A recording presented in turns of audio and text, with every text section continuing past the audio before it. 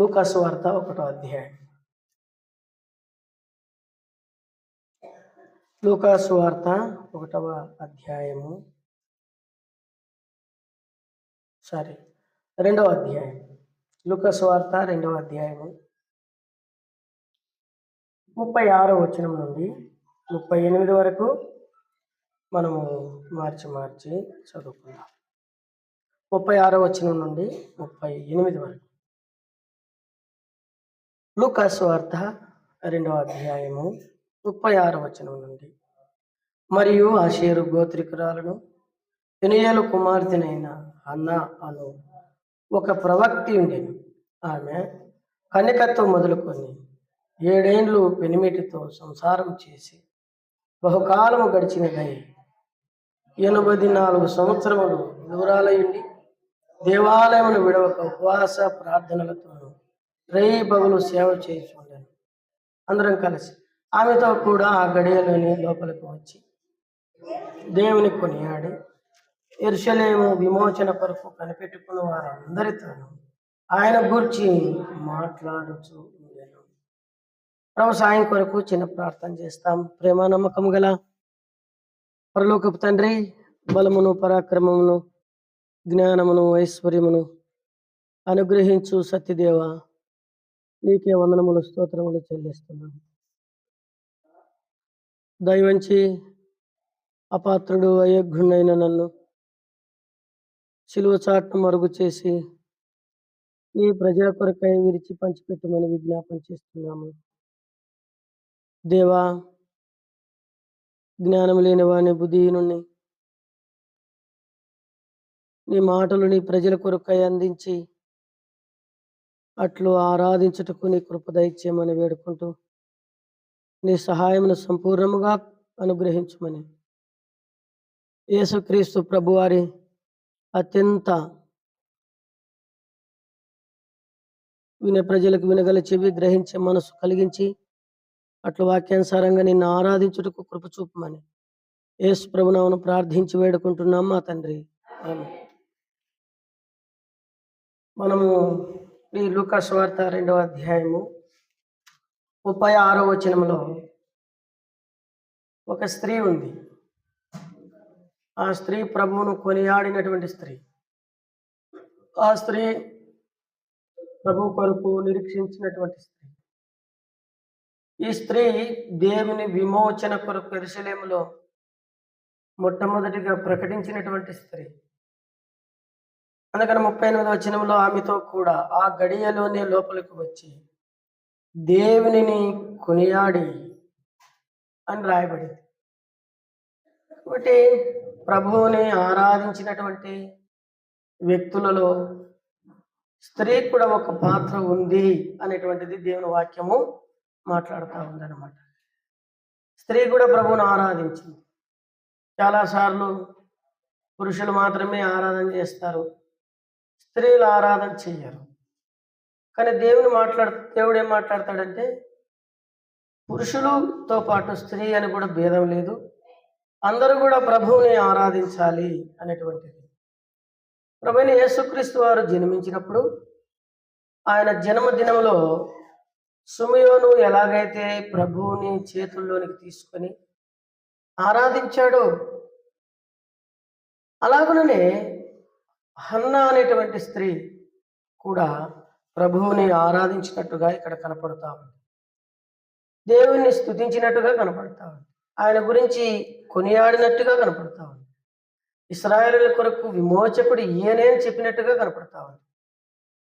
కనుక ఈమె ఒక రిక్తురాలు. ఈ హన్నా ఎలాంటి స్త్రీ?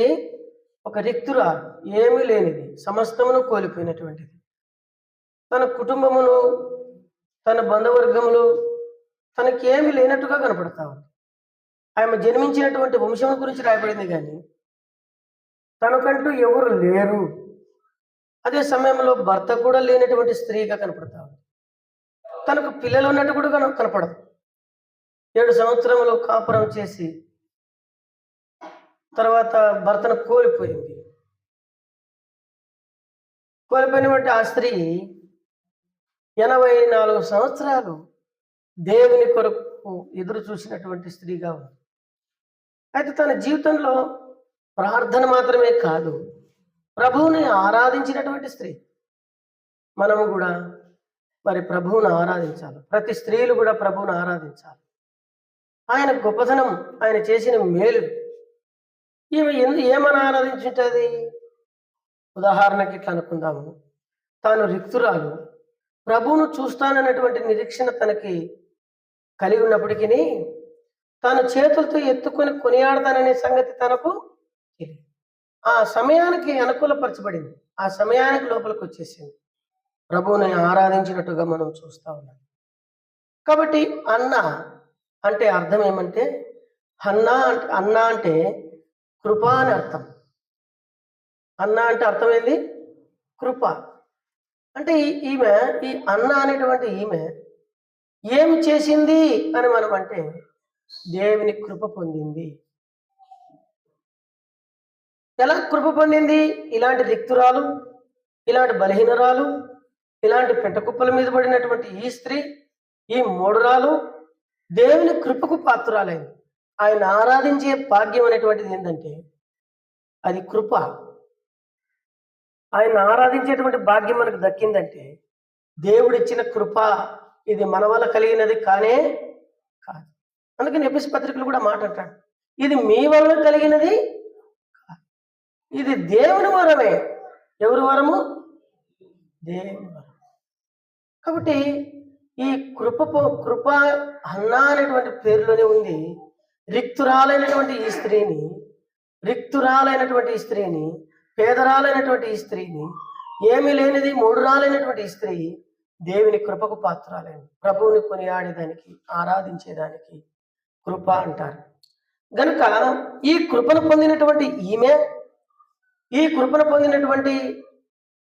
ఈమె ఎలాగైతే దేవుని కృప పొందిందో ఆయన ఆరాధించుటకు, ఉదాహరణకి దేవుని కృపను మనం కూడా పొందాం. ఎలాగ పొందాం మనము? లోకమైనటువంటి పాపంలో, లోకమైనటువంటి దౌర్భాగ్యమైన స్థితిలో, లోకమైనటువంటి చెడుతనములో, లోకమైనటువంటి దుష్టత్వములో మనం పోకడలో జీవిస్తూ ఉంటాం. లోకంలో పోకిరి చేష్టలు చేస్తూ ఉంటాం. లోకంలో అబద్ధములో జీవిస్తూ ఉంటాం. లోకమంతా తినుచు త్రాగుచు జీవిస్తూ వస్తుంది. ఇలాంటి దుస్థితిలో ఉన్న మనల్ని దేవాది దేవుడు కరుణించినాడు, దయ చూపించినాడు, సహాయం చేసినాడు. కానీ దీనికి మనం యోగ్యులం ఏమాత్రము కాదు. అందుకని ఇంతగా కృప చూపించాడు అన్నాకు దేవుడు. అలాగనే దేవుడినాడు నీకు నాకు కూడా ఏం చూపించినాడు? కృప చూపించాడు. ఆ రిక్తురాలకి ఎట్లయితే కృప చూపించాడో, ఈనాడు నీకు నాకు కూడా దేవుడు అత్యంతమైనటువంటి కృప చూపించినాడు, అచంచలమైనటువంటి కృప చూపించినాడు. కేవలం ఏమిటి ఆ కృప అంటే, ఇదిగో ఈ ప్రభువును ఆరాధించేటువంటి భాగ్యం. ఏమిటయ్యా కృప అంటే? ప్రభు పాదములు పట్టుకునేటువంటి భాగ్యం.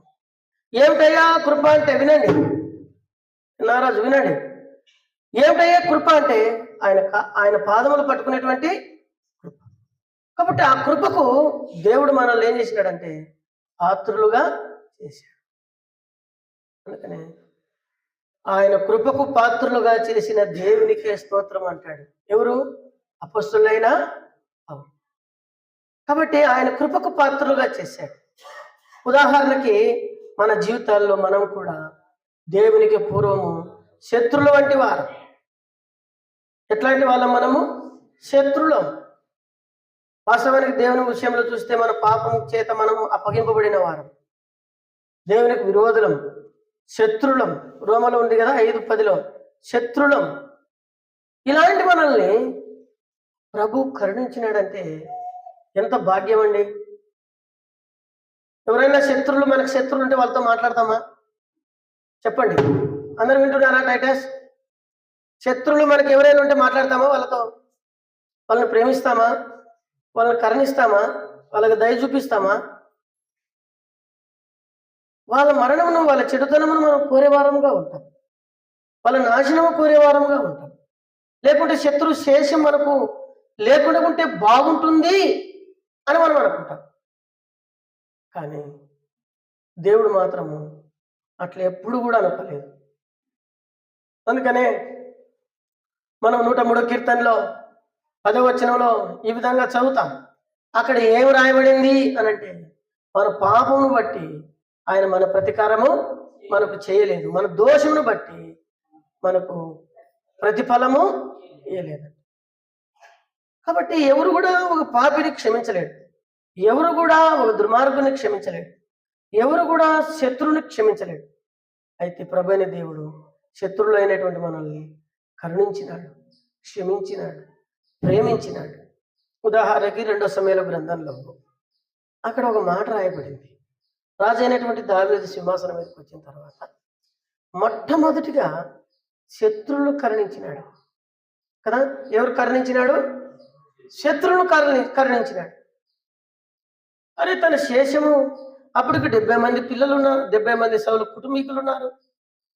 శత్రువు శేషం లేకుండా చేసుకో, ఇది కదా మనకు కావాల్సింది అని మరి ఎంతమంది చెప్పినారు ఏం కదా మనకు తెలియదు. కానీ దావీదు అన్న మాట ఒక అమూల్యమైనటువంటి మాట. ఏమన్నాడంటే, నేను దయ చూపుటకు సౌలు కుటుంబంలో ఎవడైనా కలడా అని అడిగాడు.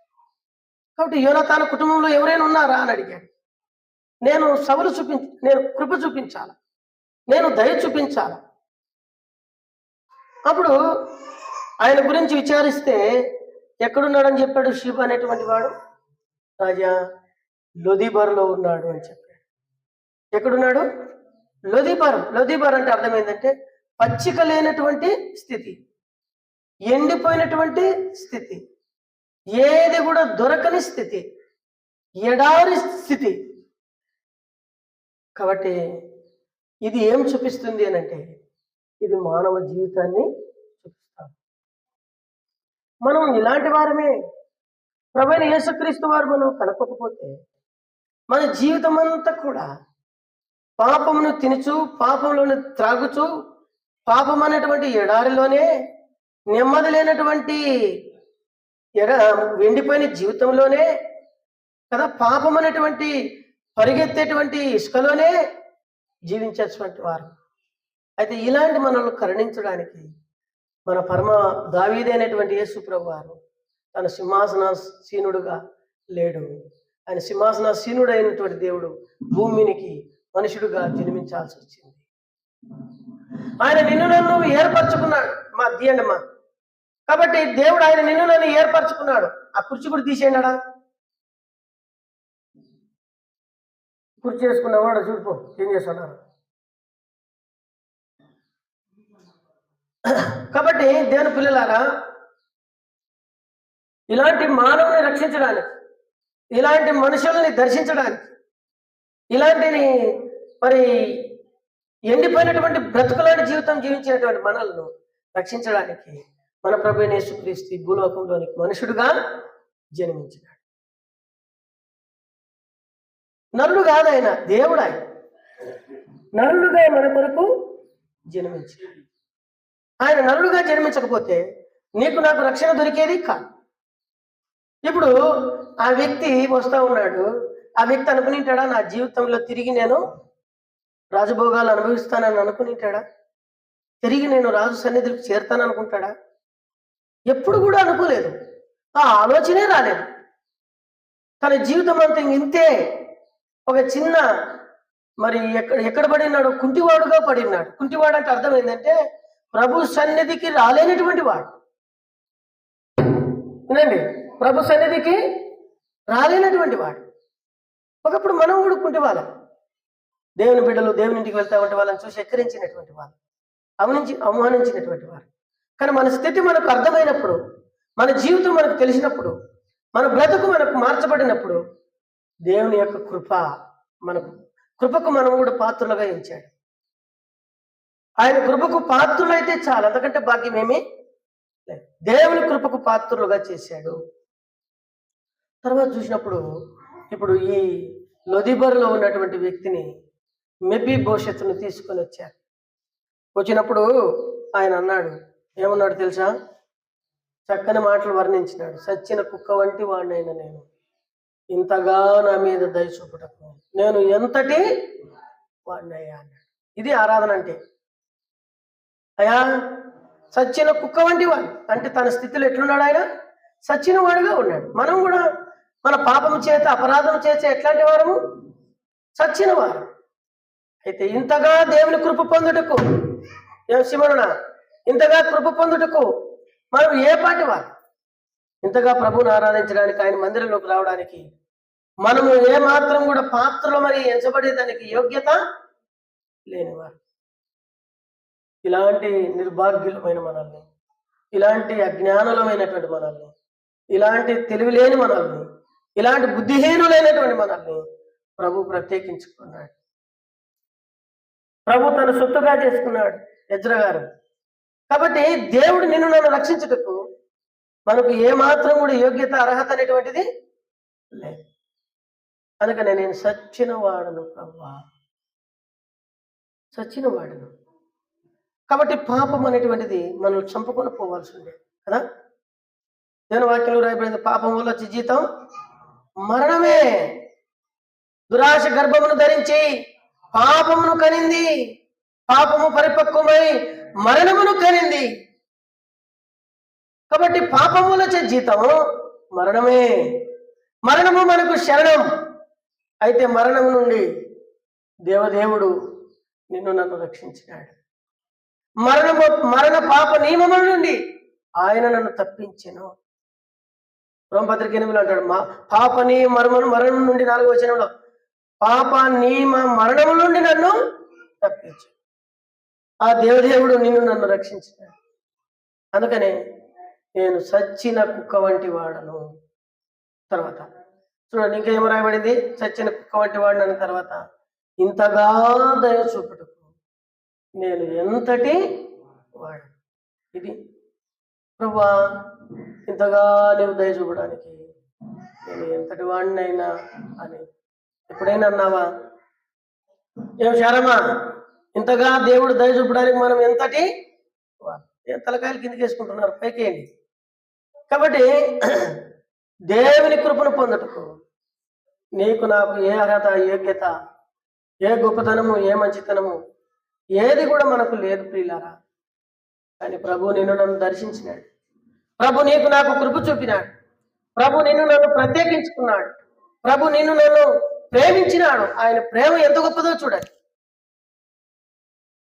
ఆయన ప్రేమ ఎంత గొప్పదో చూడండి. ఆయన ఇంతగా దయ చూపడు. కనుకనే నీ దేవుడని యెహోవా దయాదాక్షిణము గలవాడు అని రాయబడి. ఆయన దయగలవాడు. ఆయన దయాదాక్షిణములు, వాత్సల్యములు కలిగినటువంటి వాడు. అందుకని ప్రభువైన యేసుక్రీస్తు తాను మంచితనము కలిగినటువంటి దేవుడు, ఆయన కనికరము కలిగినటువంటి దేవుడు, ఆయన వాత్సల్యము కలిగినటువంటి దేవుడు. అందుకనే దయకు పాత్రులుగా చేశాడు. రెండవది, దేవుని దయకు పాత్రులుగా చేశాడు. ఇప్పుడు అంటాడు, ఏమంటాడు తెలుసా? ఒక అమూల్యమైన మాట అంటాడు. ఏమని అంటాడంటే, నువ్వు భయపడకు. ఇప్పుడు ఏమంటున్నాడు? భయపడకము. లోకంలో భయము. ఆదాము భయపడ్డాడు, పాపం చేసి దాక్కున్నాడు. పాప భయములో ఉంటిమి మనం. అయితే ఇప్పుడు ప్రభువైన యేసుక్రీస్తు వారు అంటున్నాడు మూడవదిగా, భయపడకము.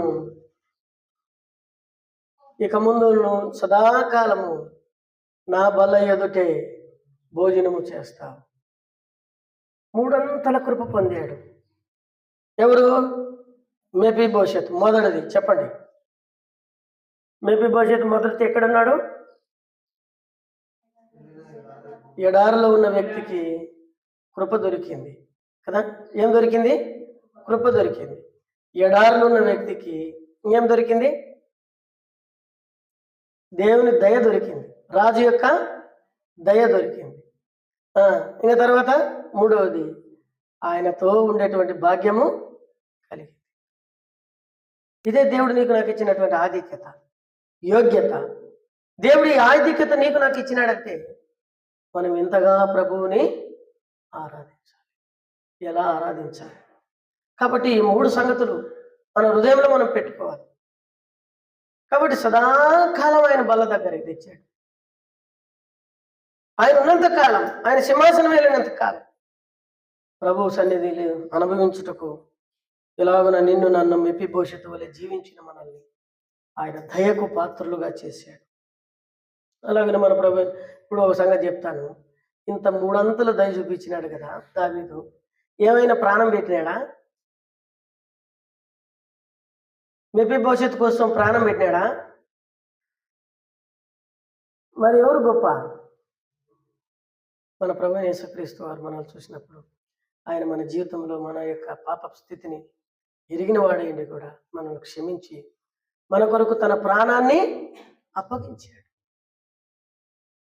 కలవరి శిలువలో తన ప్రాణం పెట్టాడు, మరణం పొందాడు, శ్రమను వచ్చాడు, దుఃఖపడ్డాడు, శ్రమపడ్డాడు. చూడండి దేవుని వాక్యంలో ఆయన నలగొట్టుటకు యెహోవాకు ఇష్టమైన యెషయా 53 అధ్యాయం 3వ వచనంలో నలగొట్టుటకు యెహోవాకు ఇష్టమైన. ఈ లోకంలో ఉన్నప్పుడు శ్రమతో గడిపాడు. చాలా మంది సుఖం కావాలి, నాకు సుఖం కాదు. సుఖం ఏం లేదు నైనా, నీకు భూమి మీద ఏ మనిషికి సుఖం లేదు. శ్రమలు కష్టాలు ఇవన్నీ కూడా మన ఆత్మీయ జీవితంలో ఒక భాగమే. శ్రమలు కష్టాలు ఇవన్నీ కూడా మన ఆత్మీయ జీవితంలో ఒక భాగమే. ఏ దినమైతే నువ్వు ప్రభు యొక్క ప్రేమను ఆయన గొప్పతనమును తెలుసుకుంటావో ఆ దినమే నువ్వేమవుతావు తెలుసా? దేవుని ప్రేమను పొందుతావు. దేవుని ప్రేమను పొందినాడు నీకు శ్రమ తాత్కాలికమని తెలుసుకుంటావు. దేవుని ప్రేమను పొందినాడు శ్రమ తాత్కాలికమైనటువంటిది, ఇబ్బందులు తాత్కాలికమైనటువంటివి. తన జీవితంలో 4వదిగా శ్రమ పొందుతూ వచ్చాడు. అయితే మన ప్రభు యేసుక్రీస్తు వారు శ్రమ నుండి మనల్ని విడిపించుటకు తను కూడా శ్రమ పడాల్సి వచ్చింది. ఆయన మరణం పొందాడు. హెబ్రీ 7:5లో రాయబడింది, ఆయన జీవించినటువంటి లోకంలో జీవించినటువంటి జీవితంలో మహారోధనతోనూ కన్నీళ్లతోనూ కాలం గడుపుచూ వచ్చాడంట. జీవించినంత కొద్ది కాలంలోనే భూమి మీద తాను ఎంతో శ్రమ పొందాడు. ఆయన ఏం చేశాడంటే ప్రాణం పోగొట్టుకున్నాడు. మన కొరకే తన ప్రాణాన్ని అప్పగించినటువంటి మిక్కిలి ప్రేమ గలవాడు ఎవరు కూడా ఈ భూమి మీద లేడు. అంతగా నేను నన్ను ప్రేమించాడు. ఆ మాట మన యోహాను సువార్తలో చూస్తాం, 15వ వచనంలో చూస్తాము. తన స్నేహితుని కొరకు ప్రాణం పెట్టువాని కంటే మిక్కిలి ప్రేమ గలవాడు ఎవడు లేడు. అంతగా ప్రాణం ఇచ్చాడు. ప్రాణం కంటే విలువైనది ఎన్ని వైడూర్యాలు వజ్రాలు కంటే విలువైనది ప్రాణ విమోచన క్రయధనం. అది ఎన్నటికీ తీరిక అట్లుండవలసిందే.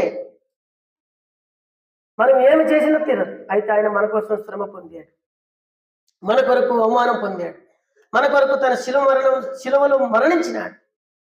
ఎంత బాధ అనిపించినట్టు తెలుసు. ఈనాటికి కూడా ఆయనకు బాధ ఉంది. ఈ లోకంలో ఆయన జన్మించినప్పుడు తల్లి ఒడిలో జన్మించాడు, చనిపోయాడు. భూమి మీద ఉన్నప్పుడు తండ్రి లేనివాడుగా జీవించినాడు, తండ్రికి దూరంగా ఉన్నాడు కదా. తండ్రికి ఎట్లున్నాడు? ఏమా స్వప్నక్క, తండ్రికి ఎట్లున్నాడు? దూరంగా ఉన్నాడు. ఇప్పుడు చనిపోయి సమాధి చేయబడి తిరిగి లేచి తండ్రి దగ్గరికి వెళ్ళిపోయినాడు. ఇప్పుడు ఎవరు లేరు అక్కడ. ఆయనకు మాత్రం ఎవరికి లేని బాధ ఆయనకి. భూమి మీద తండ్రి లేడు, పరలోకంలో తల్లి లేదు. ఆయన భూమి మీద తల్లి యొక్క ప్రేమను అనుభవించినటువంటి వాడు, తల్లిని ఆదరించినటువంటి వాడు, తల్లి ప్రేమను పొందినటువంటి వాడు. అయితే పేదవాడుగా జీవించినాడు. పరలోకంలో తల్లి లేదు, భూలోకంలో తండ్రి లేడు. ఈనాటికి కూడా కొరత ప్రభువైన యేసుక్రీస్తు ఒక్కనికే ఉంది. నీకు అందరూ ఉన్నారు కదా, తల్లిదండ్రులు ఉన్నారు, బంధువులు ఉన్నారు, రక్త సంబంధులు ఉన్నారు. ఒకరిని పోగొట్టుకుంటే ఎంత వేదన పడుతున్నావు. శరీరరీతిగా జన్మించినప్పుడు తల్లి ఉంది, ఆయన తిరిగి లేచిన తర్వాత తండ్రి దగ్గరికి వెళ్ళిపోయాడు. అయితే విషయం ఏంటంటే పరలోకంలో తల్లి లేదు, భూలోకంలో తల్లి ఉంది. పరలోకంలో తల్లి లేదు. ఆయన భూలోకం మీదకి వచ్చినప్పుడు తండ్రి లేడు, పరలోకానికి వెళ్ళినప్పుడు తల్లి లేదు. నీ కొరకు నా కొరకు సమస్తము కోల్పోవాల్సి వచ్చింది. ఆయన నీ కొరకు నా కొరకు సమస్తాన్ని వదిలేయాల్సి వచ్చింది. నీ కొరకు నా కొరకు తన ప్రాణమునే త్యాగం చేయాల్సి వచ్చింది. ఇంత ప్రేమ దేవునిది. అందుకనే దైవమా ఎంత ప్రేమ అనేది, ఇంతగా 4 గంటల కృప చూపించాడు.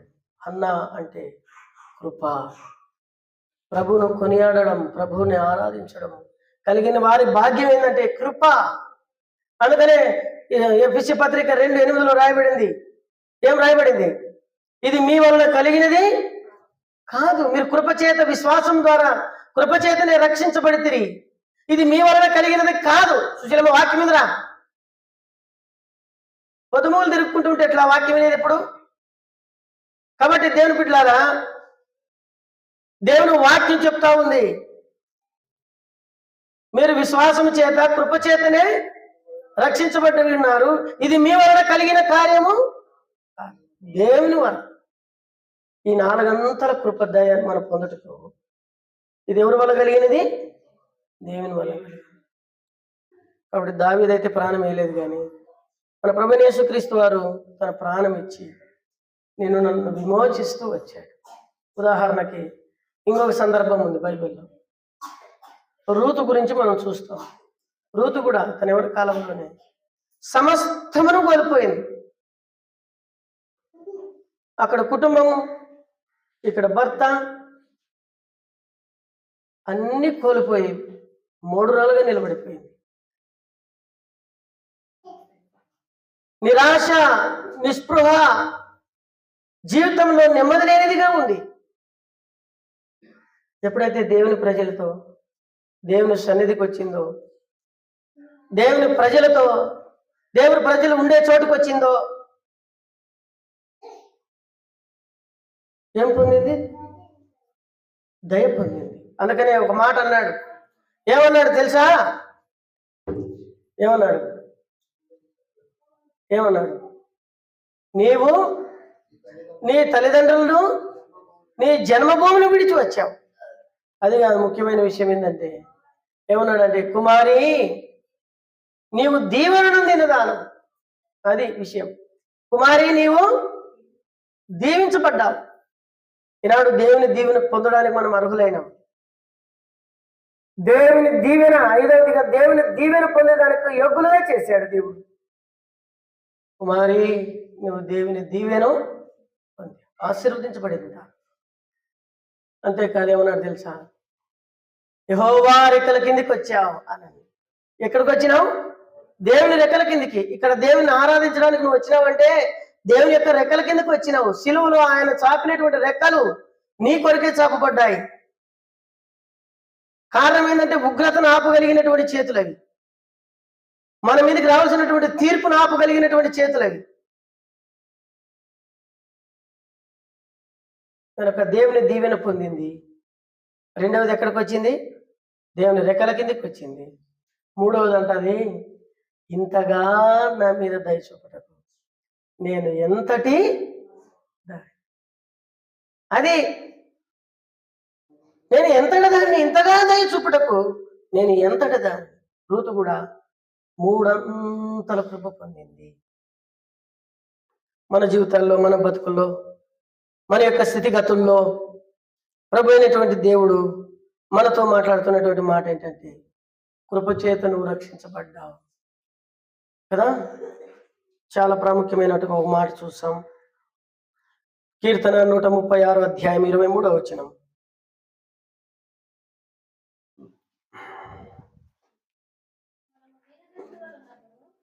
మనము దీన దశలో ఉన్నప్పుడు ఆయన మనల్ని జ్ఞాపకము చేసుకున్నాడట. అందుకని ఇక్కడ ఆయన కృప అంతరిక్షమును అంటుతున్నదంట. ఇదంతా కూడా అన్నిటి మీద ఆయన కృప కృప కృప కృప కృప.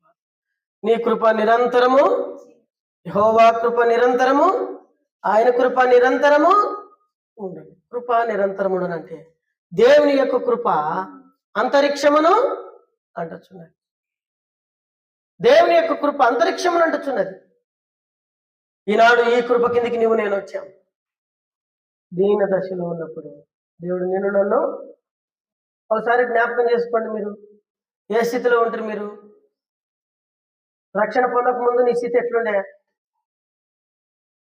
నీ దౌర్భాగ్యమైన జీవితం ఎట్లుండే? నీ చెడిపోయినటువంటి హృదయం ఎట్లుండే? అప్పుడుకు తింటుంటివి, అప్పుడుకు తిరుగుతుంటివి, అప్పుడుకు జీవిస్తా ఉంటావు. సరైన తిండి లేదు, సరైన గుడ్డ లేదు, సరైనటువంటి బతుకు లేదు, సరైనటువంటి స్థానం లేదు. ఎలా జీవించాలో మనకు తెలియదు. చాలా పేదరికంలో. అయితే ఇప్పుడు దేవుడు నీ స్థానమును పెంచినాడు, నీ స్థానమును మార్చినాడు, నీ స్థితి మార్చినాడు, నీ బ్రతుకు మార్చినాడు. దాని సన్నిధికి అనుభవించడం ద్వారా పెంట కుప్పల మీద ఉన్న నేను నన్ను దీన దశలో ఉన్నప్పుడు ఏ మనుషుడు కూడా మనల్ని, మన బంధువులు, దయాదులు ఇప్పుడు అందరూ పలకరిస్తారు అనుకోండి. డబ్బులు ఉంటే పలకరిస్తారు, డబ్బులు లేకుంటే మా ఊడు అంటారా? మా దయాదులు అవుతాడు కానీ మాకు వాళ్ళకు దూరం అంటాం. అదే డబ్బులు ఉన్నాయనుకోండి, సొంతం మా ఊడే ఎవరు కాదంటాం. ఇదే లోకం చేసే పని, లోకంలో చేసే పని ఇలాంటి జీవితంతో జీవించాం. ఏ మనుషుడు కూడా మనల్ని దగ్గరికి రానిలే, ఏ మనుషుడు కూడా మనల్ని ఆదుకోలే. నా అనేవాళ్ళు, దయాదులు కానీ, బంధువులు కానీ, రక్త సంబంధులు కానీ ఎవరు కూడా మన వాళ్ళు చచ్చిపోయినప్పుడు కూడా మనకెవరు సహాయం చేయడానికి కూడా రాదు. కానీ ప్రభువైన దేవుడు ఇక్కడ మాట్లాడుతున్నటువంటి మాట ఏంటంటే, నీ స్థితిని మార్చాను. నీ దీన స్థితిలో ఉన్నప్పుడు నేను నిన్ను జ్ఞాపకము చేసుకున్నాను. నీకు మరణమే శరణం అనుకున్నప్పుడు, నా బతుకు ఎన్నడూ మారదా అనుకున్నప్పుడు నేను నీ దగ్గరికి వచ్చినాను, నిన్ను దర్శించినాను, నీ స్థితిని మార్చినాను, నీ స్థానమును మార్చినాను. నీవు ఇప్పుడు దేవుని రెక్కల కిందకి వచ్చినావు, పొలంలోనికి వచ్చావు. ఈ పొలమును కాదని వేరే వాడి పొలంలోనికి నీవు వెళ్ళొద్దు అని చెప్పాడు. ఆ స్థానంలోనికి వచ్చాడు. 103వ కీర్తన చివరిగా, 103వ కీర్తన 8వ వచనం. యెహోవా దయా దాక్షిణ పూర్ణుడు. ఆ మాట గమనించండి. యెహోవా దయా దాక్షిణ పూర్ణుడు, దీర్ఘశాంతుడు. చదవండి. కృపా సమృద్ధి గలవాడు. చదువమ్మా. 8వ వచనం, 113వ కీర్తన 113వ కీర్తన 8వ వచనం. ఆయన నేల నుండి దరిద్రులను లేవనెత్తువాడు, పెంట కుప్పల మీద నుండి బీదలను లేవనెత్తువాడంట. ఎవరు లేవనెత్తాడు?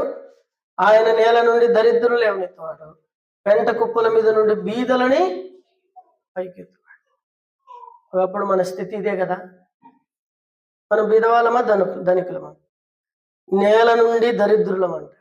నేల నుండి ఎలాంటి వాళ్ళం? మనం శుభ్రంగా ఉండేది లేదు, సరైన చేతులు కడుక్కునేది లేదు కదా.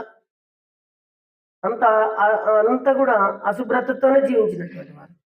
ఆయన బతికించినాడు, ఆయన పోషించినాడు, ఆయన దయ చూపించినాడు. ఇలాంటి దరిద్రులైన నేను నన్ను పైకి లేవనెత్తాడు. పెంట కుప్పల మీద నుండి అంటాడు దావీదు, యాకోబు, పెంట పురుగును నేను కదా. ఎవరు నేను? ప్రభా నేను పురుగును, నరుడిని కాను, పురుగును. అయితే ప్రభు నీ కొరకు నా కొరకు ఏమైనాడంటే ఆయన కూడా పురుగు వలె తిరిగి వచ్చాడు. అంతగా దీనంగా వచ్చేసాడు, అంతగా పేదవాడైనాడు. వాళ్ళు బళ్ళు అర్పించడానికి కూడా డబ్బులు లేవు, ఏదో గోపిల్లలు తీసుకున్నారు. అలాగన ప్రభువైన యేసుక్రీస్తు ఈ లోకంలోనికి వచ్చి నీ కొరకు నా కొరకు తన ప్రాణమును ఇచ్చాడు. ఇంత గొప్ప ప్రభువుని మనం 7 విషయాలు చూసినాం. 7 విషయాల్లో మెఫీబోషెతులో 4 విషయాలు చూసినాం, రూతులో 3 విషయాలు చూసినాం. అయితే వాళ్ళిద్దరూ దావీదు కానీ బోయాజు కానీ మన కొరకు ప్రాణం పెట్టలేదు. కానీ వాళ్ళ కొరకు అయితే మన ప్రభువైన యేసుక్రీస్తుని చూసినప్పుడు మన కొరకు తన ప్రాణం పెట్టి రక్తము కార్చి తిరిగి లేచాడు. అంత గొప్ప ప్రభువుని మనం ఆరాధిద్దాం.